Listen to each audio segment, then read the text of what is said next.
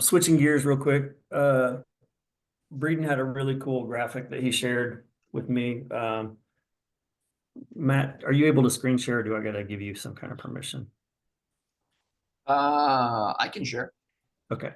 Um, I'm gonna let Matt kind of screen share this. It's the topic's really his is our durability and a way, here you go, a way to measure that over time. Like over, I think Matt's is almost over a year time span of doing training with Cinch. Um, and I'll just let Matt, you can explain it, show your Yeah. So one of the things that I look at a lot is why can't I see everybody else? we got two of your Training Peaks screens. Yeah, you should. Oh, okay.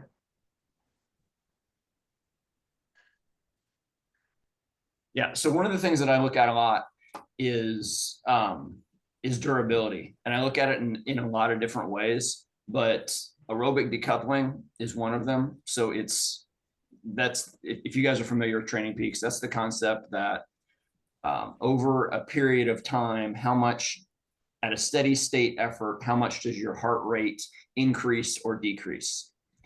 And it's based in a percentage. So I've got two different workout files open here. Um, and I'm looking at a 20-minute interval from yesterday here on the left toward the end of a workout. And then I've got a 12-minute interval here on the right side from the end of a workout in January. Both of these workouts were threshold with kind of VO2 intervals in them. They're both 2-hour workouts. And both of these intervals that I'm isolating here are toward the end of the workout. So the idea is your body's warmed up, you've put in some hard efforts, and now it's time to go back and work on those medium zones. And that's really the place where you see efficiency is those, those medium zones is toward the end of a race or toward the end of a long ride. If you can really, really be consistent in those medium zones, you're going to be able to hang with just about anybody. So I went and found a ride from January of this year that was similar to what I did yesterday. And I went back and I was like, okay, I want to compare the numbers. When you look at aerobic decoupling and you've got a period of really anywhere over 10 to 12 minutes up to 30 to 40 minutes, if that number's under 5%, that's generally considered to be well trained. You're aerobically in pretty good shape. And you see this 12-minute interval here was at normalized 253 watts, and the aerobic decoupling was 1.3%. So that means that average 253 watts, and my heart rate only went up 1.3% over that period. That's pretty good. And I felt good about it at the time. And then if I come look at yesterday, same idea, but for a 20-minute effort at the end of a ride, the power was 10 watts higher. But what I really am focused on is that aerobic decoupling of 0.7%. So it's even lower at a higher power. And to me, that shows growth, not just in the raw watts, but in the overall aerobic capacity. And an important thing to note is the relative power here to my threshold is the same for both of these intervals. And you can tell that by looking at the intensity factor. So the intensity factor for yesterday was 0.82, and the intensity factor last year was 0.82. That just means that as a percentage of your threshold, you're at the same point. So I'm just a little stronger this year. But this is telling me, at least giving me an indication that I'm aerobically better conditioned, not just stronger.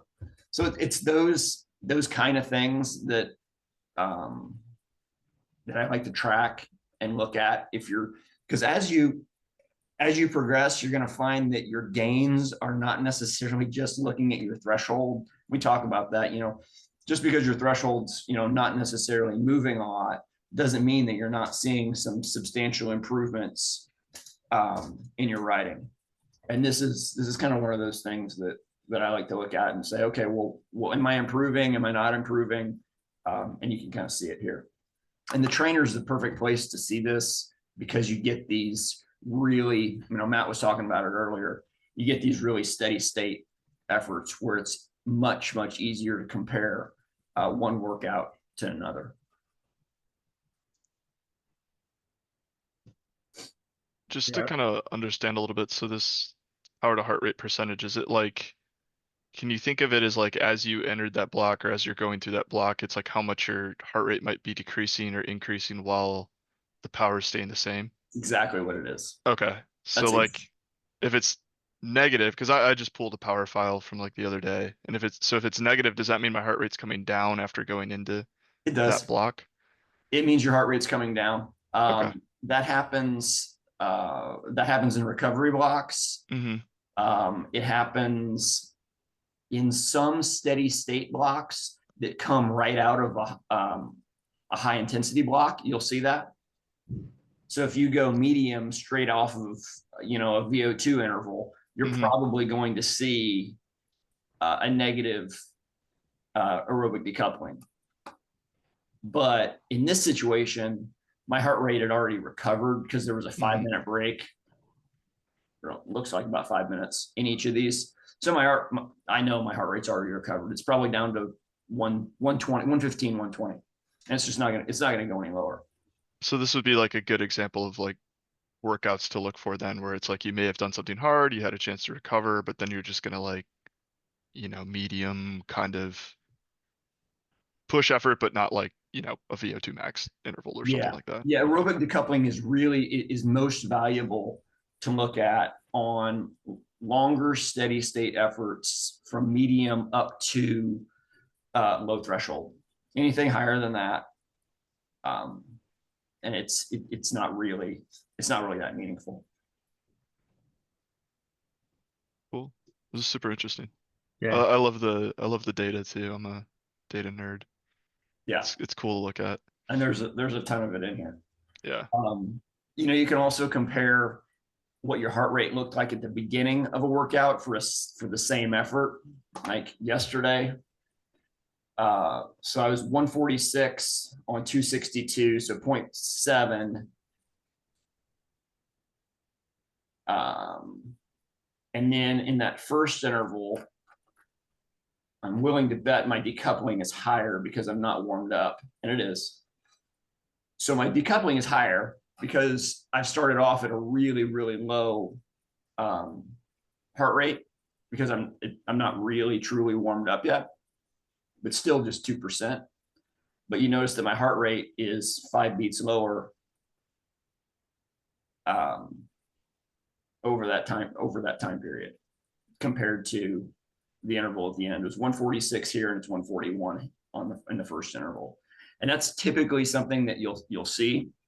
Now, if you really want to get fancy, the way to do this is to look at like a really long workout. So at some point we'll do intervals that start off with a medium, they do some intensity, then have mediums in the middle, have more intensity, and then have another medium at the end. And then if you go and you look and you compare the second and the third of those mediums, you can then see, further durability analysis. Okay, what's great, I can do it at 2 hours, but what am I doing at 3 hours?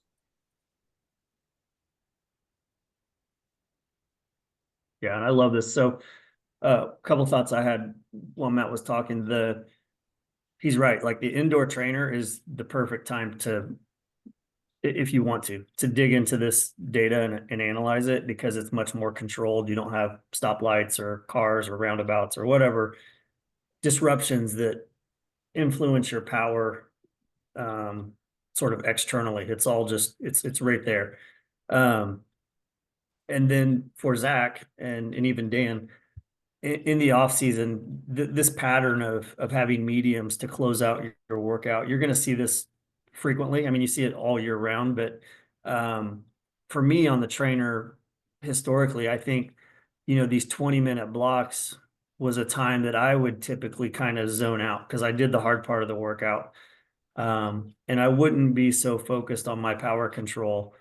But I think seeing this data analysis kind of helps give me a better goal to like really keep the focus on in that 20-minute, that 12-minute medium at the end, so that you build a really cool data set to go back and look at later. So, as you're approaching the 90-minute mark in a workout and you still have a 12-minute medium to do, and you're really ready to check out and get off the trainer, maybe that'll give you some motivation to kind of double down and like really try to focus on finishing that interval out in a very controlled manner with the power. So I think this is really cool to be able to go back and look at past performances. And even like Matt just said, it's a really good example if we have multiple mediums through a workout to compare the mediums as you go through the workout too. Any other feedback or questions? Matt, you didn't really define durability. That may be a helpful thing for some guys that are sort of new to the program or even training with power. Yeah. So durability, the way I think about it is the ability to repeat an effort over and over, and whether that's at threshold, whether that's at medium, whatever it is, it's the ability to understand what your peak number is for say 10 minutes, and then what's your peak number for 10 minutes after riding for 2 hours or after 1500 kilojoules, however you want to measure it. But the idea is how close can you come to that same number after riding for a significant period of time. And that's where I've seen big growth there, even though I haven't seen, massive growth in the overall numbers in the last year. I've seen a lot of growth in the durability. And I think that a lot of folks will see that. We'll see it as well if you're looking for it. And if I can pile onto that, what I think is really powerful, Matt, is, you've said multiple times to me that you haven't really seen huge like threshold numbers growth. But what I'm looking at here is, even your watts per K from January to November, it's only up like 0.2 roughly of a point, but you're doing that with, call it less effort, with better efficiency. That to me is like exponentially more valuable than having a really high threshold, like when you're at Unbound and you're able to then go ahead and sprint to smash that last guy that's ahead of you. Like you can't do that without having the durability and the legs to go at the end of the event. So, I